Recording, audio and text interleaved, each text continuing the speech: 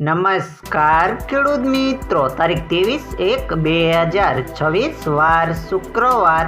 આજે આપણે ઊંઝા માર્કેટ યાર્ડના તાજા બજાર ભાવ જોવાના છીએ, પણ તે પહેલા મારી જેએસ માર્કેટ યાર્ડ ચેનલ ઉપર નવા આવ્યા હોય તો સબસ્ક્રાઇબ જરૂર કરી નાખજો, જેથી કરીને તમને દરરોજ તાજા બજાર ભાવ મળતા રહે। તો ચાલો મિત્રો, ચાલુ કરીએ આજના તાજા બજાર ભાવ।